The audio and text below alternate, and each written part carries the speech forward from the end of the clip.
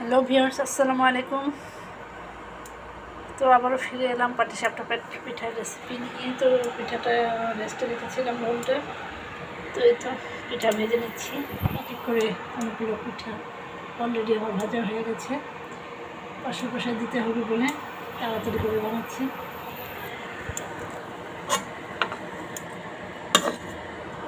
সন্ধ্যার নাস্তা।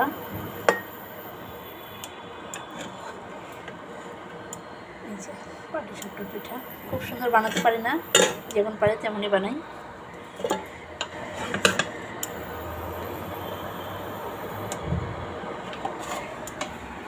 যে এখানে কড়াইতে একটু করে তেল দিচ্ছি আর ভেজে নিচ্ছি, তা না হলে লেগে যাবে।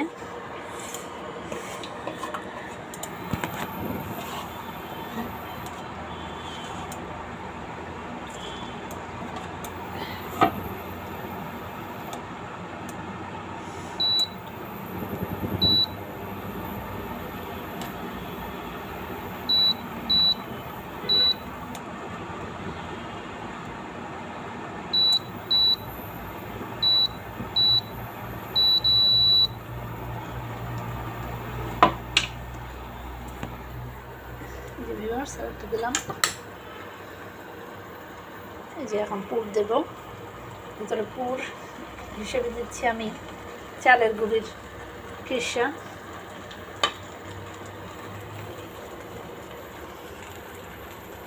দেখুন পিঠাটা আমার হয়ে আসতেছে। এখানে আমি চিনি ইউজ করেছি পিঠার জন্য, আর হচ্ছে চালের গুঁড়ি, একটু ময়দা পরিমাণ মতো দিয়েছি, আর খিসাটা বানিয়েছি আপনার দুধ, চালের গুঁড়ি, চিনি, একটু মশলা দিয়েছি, এই আর কি। প্রথম বেসের পিঠাগুলো খুব সুন্দর হয়নি, দ্বিতীয় বেসের পিঠাগুলো ধীরে ধীরে সুন্দর হয়, এটা আমি জানতাম না। এই যে দেখুন কালার এসেছে এবং কি শেপটা এসেছে। দেখুন পাটিসাপটা পিঠা আমার।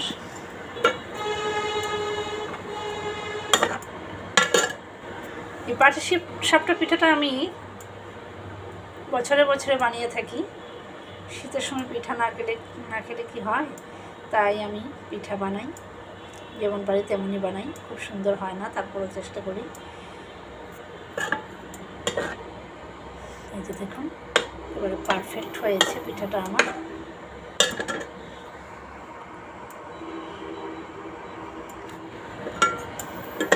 এভাবে আমি সব পিঠা বানিয়ে নেব। প্রায় শেষের পথে পিঠা আমার। এই ব্যাটারটা যতই সুন্দর হবে ততই পিঠাটা ভালো হবে। দেখুন যে এক প্লেট পিঠা বানিয়েছি আমি। এক প্লেট পিঠা বানানো হয়েছে আমার। এখন আমি আর দুটো পিঠা বানিয়ে নেব। তো ফিরে আসছি কিছুক্ষণের মধ্যে। তো ভিউয়ার্স, এই যে আর একটা পিঠা দিয়েছি। এভাবে করে আমি পিঠাগুলো শেষ করে দেবো ভেজে। আর মাত্র অল্প একটু ব্যাটার আছে, এটাতে একটা হয়ে যাবে। দেখুন আমার পাটিসাপটা পিঠা। আটাটা একটু কম শুকিয়েছে, তাই একটু ফেটে যাচ্ছে। তো এটা পরে শুকিয়ে নেব। আটার ব্যাটার যত ভালো হবে তত পিঠাটা ভালো হবে, শেপটা ভালো হবে। তো এই তো এইভাবে পিঠাগুলো ভেজে নিতে হবে।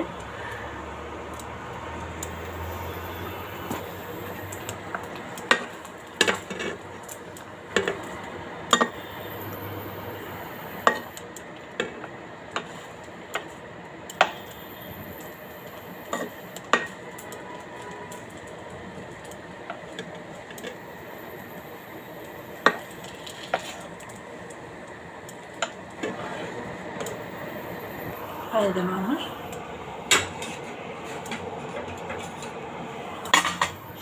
পিঠা।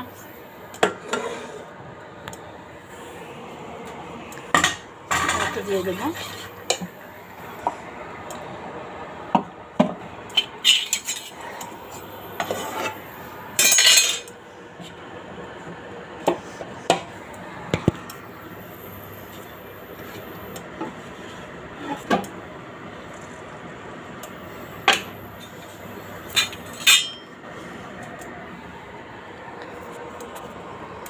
এই যে আরেকটা দিয়ে দিলাম।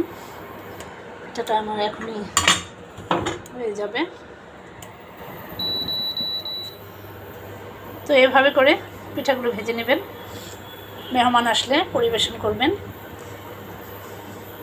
বাসায় বলেন, অতিথি আপ্যায়নে বলেন, এবং কি বাড়ির লোকই বলেন, পাশের বাসায় বলেন, সবাইকে এটা খাওয়াতে পারেন।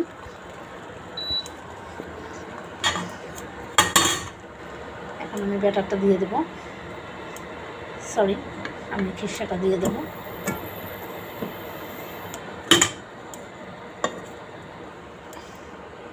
খিসাটা আমি দিয়ে দিলাম। এটা একটু সুন্দর একটা কালার এসেছে, দেখুন মানে রুটিটা একটু সুন্দর কালার এসেছে। আর এটা একটু আমি এই যে তেল দিয়েছি খিসাটাতে, আর একটু ভেজেছি, এই জন্য একটু লালচে হয়েছে। আর এই যে তেলের দাগ লেগেছে, আপনারা এটাতে কিছু মনে করবেন না।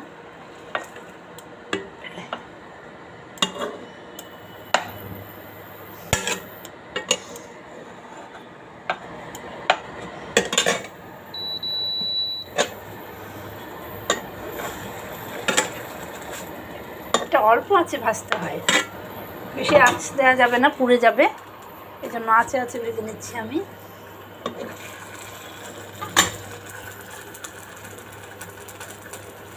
এই দেখুন পিঠাটা আমার সাইজটা সুন্দর হতে শুরু করেছে।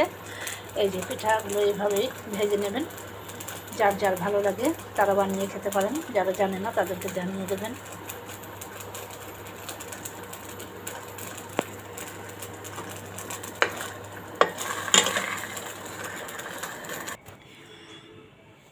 তো হ্যালো ভিউয়ার্স, হয়ে গেল আমার পাটিসাপটা পিঠা। এই যে দেখুন, এই হলো আমার হাতের পাটিসাপটা পিঠা। এই যে দেখুন, পিঠাগুলো আমি খুব সাবধানে বানিয়েছি, যদিও আমি সুন্দর বানাতে পারি না, তারপরেও দেখেন কালার একটু 2 আইটেমের হয়েছে। তো এই যে পাটিসাপটা পিঠার পুর দিয়েছি, দেখুন এই যে ভিতরে পুর দেখা যাচ্ছে, এটা একটু দেখার জন্য দিয়েছি। এই যে এইভাবে পুর ঢুকিয়ে দেবেন। খিসা হিসেবে আমি আটার গুঁড়ি দিয়ে খিসা বানিয়েছি, দিয়ে পুর ঢুকিয়ে দিয়েছি, মুড়িয়ে নিয়েছি তারপরে পিঠাগুলো। তো পিঠাগুলো আজকে খুব একটা সুন্দর হয়নি, তারপরেও চেষ্টা করেছি, পরবর্তীতে আবারও করব, দেখা যাক তখন কেমন হয়। তো পরবর্তীতে আমি পিঠা আবারও করব, ততক্ষণ পর্যন্ত আমার সঙ্গে থাকবেন। ভিডিওটি ভালো লাগলে লাইক, শেয়ার অ্যান্ড কমেন্ট করতে ভুলবেন না। তো এই যে এই ছিল আজকে আমার পাটিসাপটার রেসিপি। তো ভিডিওটি ভালো লাগলে অবশ্যই লাইক, শেয়ার, কমেন্ট করবেন। আপনাদের শেয়ার করাতে আমার ভিডিওটা সার্থক হবে। তো ভালো থাকবেন সবাই, আল্লাহ হাফেজ। আবারও দেখা হবে কোনো নতুন রেসিপি নিয়ে।